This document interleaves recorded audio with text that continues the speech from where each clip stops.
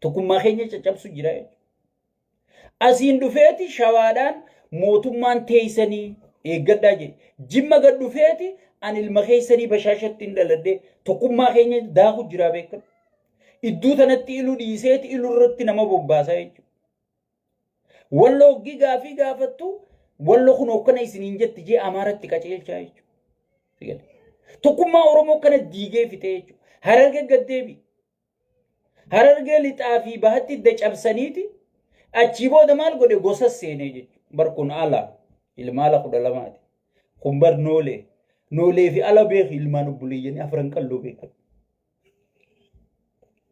kana ganaaf irraa walee gaa jechuudha alumaa fi noolee fi anniyyaa fi obboleeyyan bar wal fuune walirraa horre wajjin duune sigale kan abbootiin keenya gartee waliin ciniinnatanii waliin dhiiga tokko tahanii waliin naqamanii gartee diina waliin gatii kafalaa turan kana sigale hay bar anniyyaa alan feetu ala anniyyan feetu miidhagdishu kana hunda piroojeektii pirezidaantii naannoo oromiyaa qophee waajjira mootummaa naannoo oromiyaa irraa qopheeffamee gad diriirfame angaafasiin gabbee dubbadde jechuudha piroojeektiin gosummaa ta'amma kaate tun harargee diiguudha harargee akkasi gandaan balbalaan diigee jechuudha erga tokkummaa oromoo kana diigee sabboonummaan gartee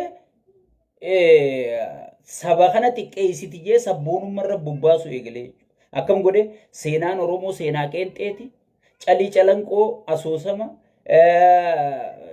aanoleen asoosama wanni amaarii nama godhe hin jirtu jeeti boodarra maal godhe mililik du'aa kaaseeti haasoysiisee jechuudha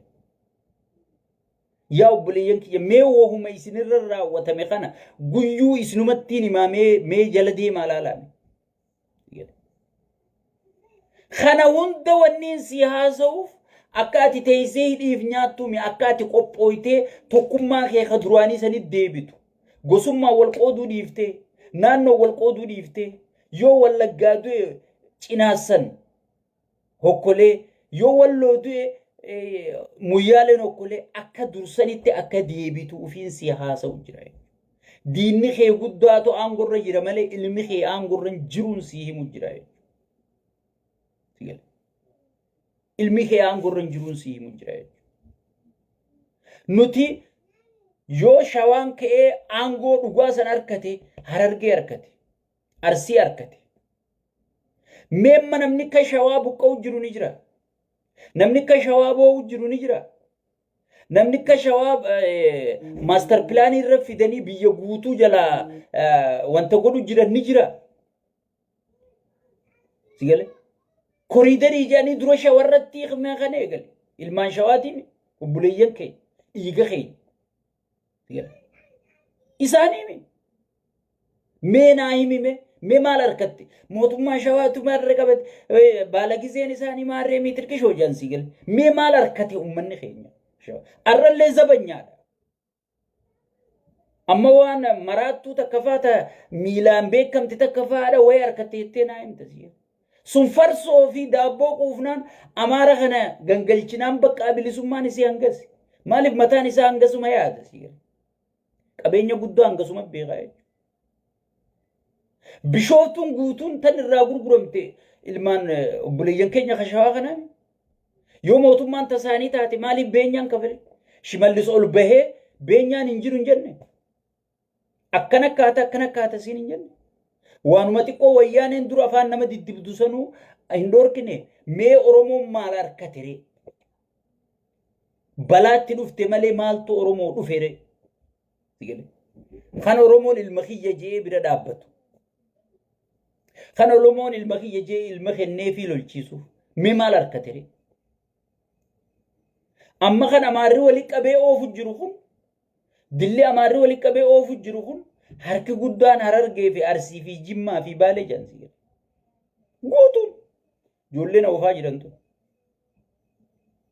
maaliif informeeshina kennanii fi ijoolleen firraa udha'uu hin dandeessu bakka teessutti itti fidanii maaliif jeneraalota jaartiin amaara galfireendiin tan indazaa na hojjechiisiisaa bulu mana farashatti amaara informeeshina kennitiif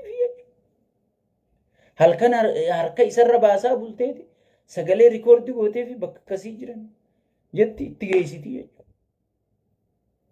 Antana amma duran dubbadde longi taayimiin dubbadde. Saniifuu ummanni keenya waan harkatti hin qabdu waan dhabde malee. Amma ajandaa gartee way karaa maarree way karaa miixirqishoo way karaa galaanaa obboleessoo galaanni inni fiduu deemu wallaahi arraba hiyyarraa rifeensa buqqise. Galaanni inni fiduu deemu tokko hin jiru kijibaadha. Laala amma ummanni keenya barateeti yoo namni walitti jiru aboo abiyyi natti hin ta'in kaa waliin jaajanti. Uggii namni si sobee sikki jibimma guutuu Oromiyaa keessatti aboo abiyyi nutti hin ta'in kaa rabbi sodaadhu jedha. Ummanni baree jira. Alhamdulillah rabbil alamin. Kaayyoon tiyya tana buufaa ta'uusaa baranii jiran. Galaanni inni fidu tokko hin jiru. Galaanni inni fiduu deemu tokko hin jiru jechuudha. Amma galaanarraa maalitti utaale nikuleera. Mee biyyi tun amma nikuleera barbaaddi? Biyya tana nikuleera barbaachisa moo hospitaalaa barbaachisa? Biyya tana karaa galaanaati moo karaa ispaaltii barbaachisa? Hulaa galaanaati moo hulaa gartee karaa ispaaltii barbaachisa? Mee naa himi. Biyya hospitaala gaarii hin qabne. Biyya hospitaaluma sanuu hanguma qabdu sanuu tajaajila sirrii kennuu hin dandeenye. Jarumachi keessa taa'u doktoroota saniifuu bayii gaarii baaftee qalbii takkaan durgoo gaarii kafaltee fi duutii isaan irratti gartee waan isaan madaalaa overtaayimii hunda kafaltee fi hospitaalummaan hanga jiru sunuu ummata tajaajiluu hin dandeessisiin irratti. Sigale. Mee kanaaf nikuleera jaartame. Enerjii nikuleera nageenyaa jaarraa sigale.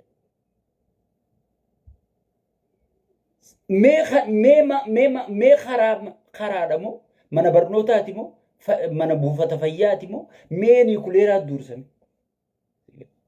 Ajanduma jijjiiru. Amma ajandaa galaana diimaa nama irraanfachiisuu fi nikuleeraan asbaanii nikuleera jaaru yaa namaarra jaaru yaa. Adeeroo kun yaada gaafa mallasfaa lafa kaa'ame kan inni oofu jiru. YouTube irra dhayitanii barbaaduu dandeessan. Viidiyoo barbaadaatiin jira isiniif hin asbaasu.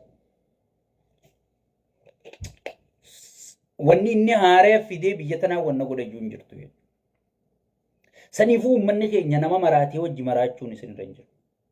Nama dantaatee hin qabne wajjiin dantaatee gurguruun sirra hin jiru. Maaltu si barbaachisa? Kana hunda wanniin siyaasee tokkummaa kee jabeeffadhu. Wabootee dhageeffadhu. Dhugaan siimaa. Arra nama lubbuu sii kennuu jira. Arra raayyaa ittisaa keessa ilmaan keetii jira. Ilmaan kee qunnama. Hattuun tun akkatti gatii harkatturra qophaa'e. Tokko yoo dhufee hayyama keetiin ala gartee akka bakka san qabachuu hin dandeenyetti if qopheessi. Beekadhu. Arra Amaaraa fi Tigreen arra wal ta'ee wajji lolu jiru kun lola seenaa osoo hin taane lola viidiyoon lafa jiru. Kan namni gudeedame Finfinnee keessa jiru. Kan namni buqqifame waldaa keessa jiru walii galanii wajji lolu jiranii jechuudha. Anaa fi ati maal godhan hayyoota keenya jalaa nu baasuudhaaf akkanaa fi ati hayyoota keenya dhageeffanne.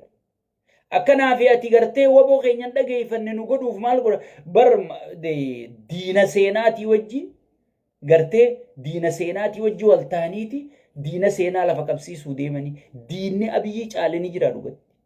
Diina seenaa nuti seenarraa dhageenya.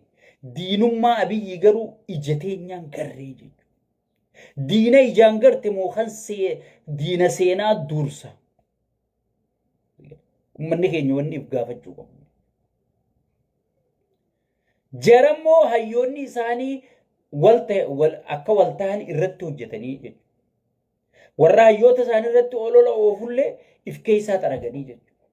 Saniini wal ta'anii jechuudha. Nuti garuu warra hayyoota keenya irratti abbootiin qabeenya keenyaa faarsee bulaa biteeti akka jaawar arrabsan akka marroo xiqqeessan godhaa jechuudha. Abbootiin siyaasaa gartee gujjaab jeeti warra marroo xiqqeessuu fi warra jaawar arrabsu warra taayyee xiqqeessuuf eegumsa godhaa jechuudha. Abbootiin aangoo. Abbootiin qabeenyaa immoo akka gartee warri jaawar xiqqeessuu fi warri hayyoota keenya xiqqeessu kun warri gartee waboo xiqqeessu kun akkam beelooyne gartee baay'ataan duuba dhaabbataa jechuudha. Saniifuu amma meelaala wanni feemasii fi jettu ta'a. Tanii nama maqaatti baase ta afaan dheerattu ta sammuu duwwaatun ta sammuu qullaatun mee takkuma sii ta ummataa sagalee taatu arge.